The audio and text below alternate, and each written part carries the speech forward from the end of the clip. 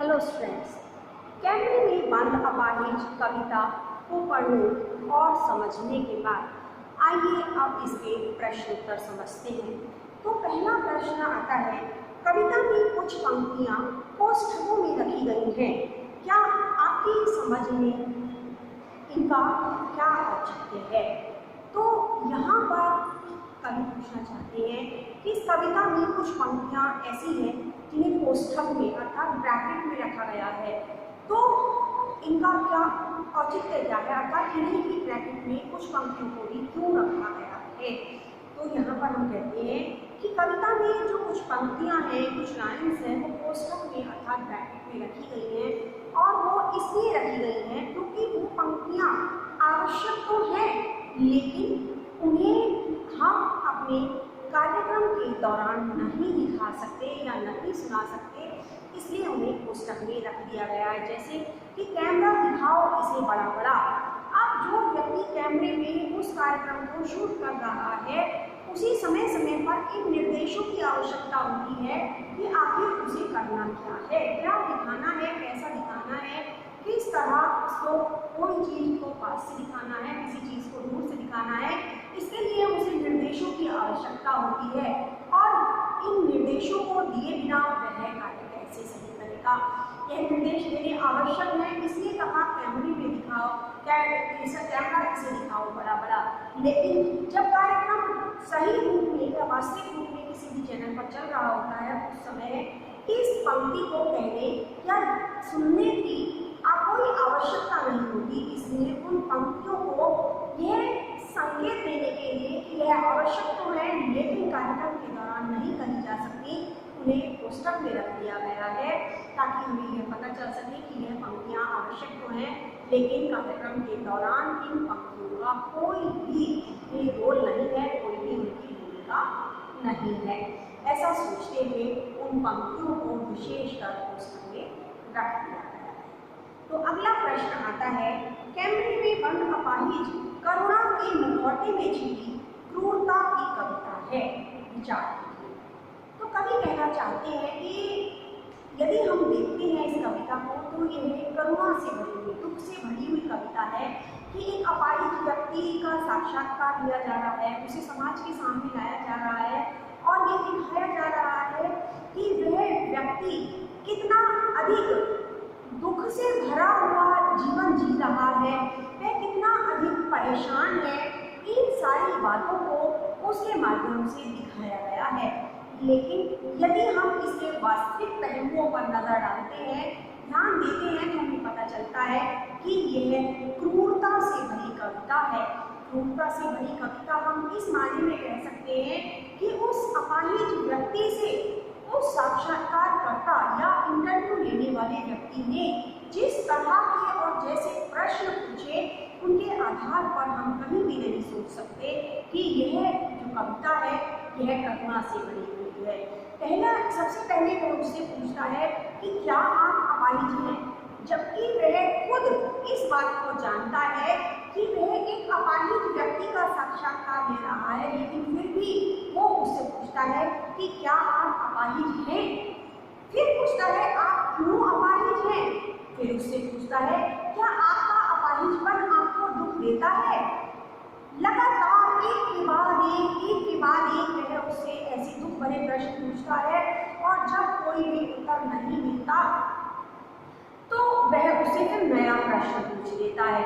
वह व्यक्ति मन ही मन अपने दर्द को महसूस कर रहा है और उसे रोकने का प्रयास कर रहा है, लेकिन उस साक्षात्कारकर्ता को उसके दर्द की, दुख की कोई परवाह नहीं है, बल्कि इसके विपरीत वह तो यह चाहता है कि उसके चेहरे पर बहुत अधिक दुख दिखाई दे। वह अगर बोल नहीं पा रहा है, वह प्रश्नों का उत्तर नहीं दे पा रहा है, तो वह रो ही दे। कार्यक्रम उससे भी प्रभावशाली हो जाएगा, बल्कि और अधिक प्रभावशाली हो जाएगा। इसलिए वह यह चाहता है कि यदि और भी कुछ नहीं तो वह अपाहिज व्यक्ति रो ही दे। इस तरह उसकी क्रूरता से भरे हुए सवालों को सुनकर और यहाँ तक कि उस कार्यक्रम के दौरान जब वह उसे लालच देता है कि आप इस अवसर को खो देंगे, अर्थात वह उसे ये बताना चाहता है कि तुम इस योग्य नहीं हो कि तुम्हें कोई किसी विशेष रूप में कहीं पहुँचाया जाए, लेकिन हमने तुम्हें यह अवसर दिया है कि तुम दूरदर्शन जैसे इस अच्छे चैनल पर आ सको, तुम्हारा कार्यक्रम प्रसारित हो सके। तो यदि तुम इस कार्यक्रम को सफल बनाने में हमारी मदद नहीं करोगे तो तुम इस एक अच्छे अवसर को खो दोगे। अब आप भी और हम भी ये सोचकर बता सकते हैं कि क्या ये उसके लिए एक अच्छा अवसर था या उसके लिए एक दुख भरी बात थी कि वह एक अपाहिज व्यक्ति था। वह साधारण लोगों की तरह, सामान्य लोगों की तरह अपना जीवन बहुत सरलता से नहीं बिता पा रहा था। कितनी भी कोशिश कर ले, लेकिन एक अपाहिज व्यक्ति को अपना जीवन बिताने में कहीं ना कहीं मुश्किलों का, परेशानियों का सामना करना ही पड़ता है। अगला प्रश्न आता है, हम समर्थ, शक्तिमान और हम एक दुर्बल को लाएंगे। पंक्ति के माध्यम से कवि क्या समझाना चाहते हैं, क्या कवि ने क्या वर्णन किया है? हम समर्थ, शक्तिमान और एक दुर्बल को लाएंगे। इसके माध्यम से कवि ने व्यक्त किया है कि साक्षात्कारकर्ता या चैनल वाला व्यक्ति, ये इंटरव्यू लेने वाला व्यक्ति यह मानता है कि वह समर्थ है, सब कुछ कर सकता है, वह शक्तिमान है, वह बहुत शक्तिशाली है, जो चाहेगा वह करेगा और वह जिसको चाहे ऊपर उठा देगा, वह जिसको चाहे नीचे गिरा देगा। और वह बताता है कि हम एक दुर्बल को लाएंगे, हम एक कमजोर व्यक्ति को आपके सामने लाएंगे।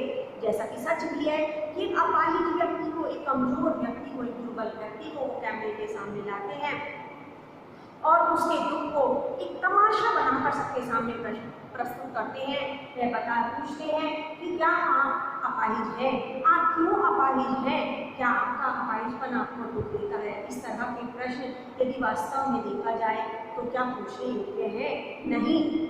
और वह पूछ रहा है, इसके लिए तो वो क्यों पूछ रहा है? वह इसलिए पूछ रहा है क्योंकि मीडिया वाले अपने आप को हर सब कुछ करने में सक्षम मानते हैं, सबसे ज़्यादा शक्तिशाली मानते हैं। उनका मानना है कि किसी की उन्नति और अवनति उन्हीं के हाथ में है। वह चाहे तो किसी को उन्नति के शिखर पर बैठा दे और चाहे तो किसी को अवनति के गहरे गड्ढे में डाल दे।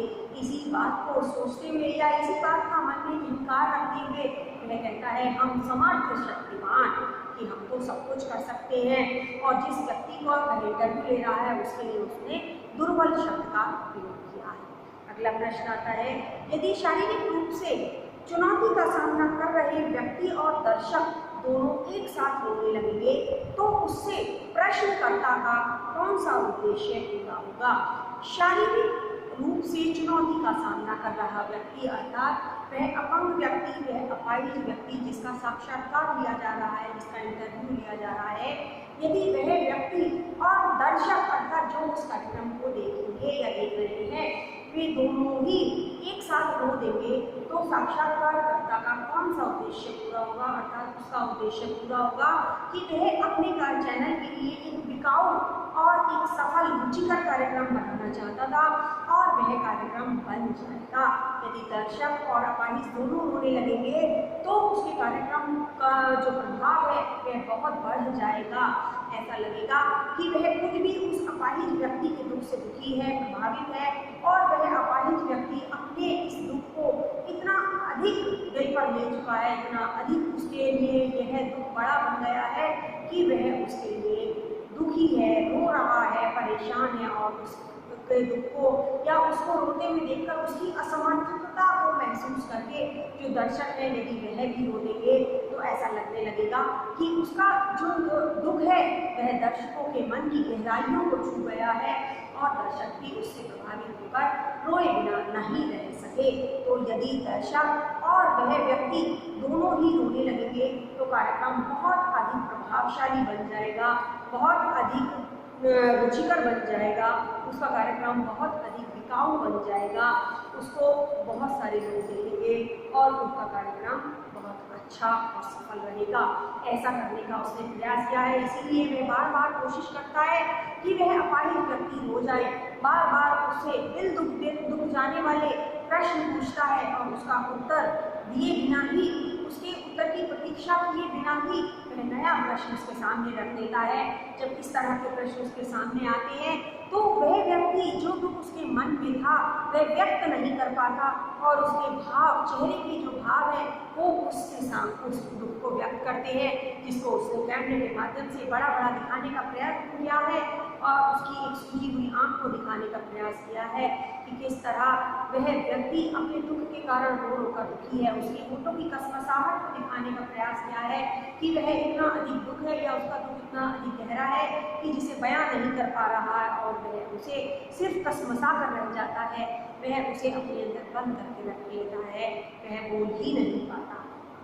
अगला प्रश्न आता है, पर्दे पर वक्त की कीमत है कहकर कवि ने पूरे साक्षात्कार के प्रति अपना नजरिया किस रूप में रखा है।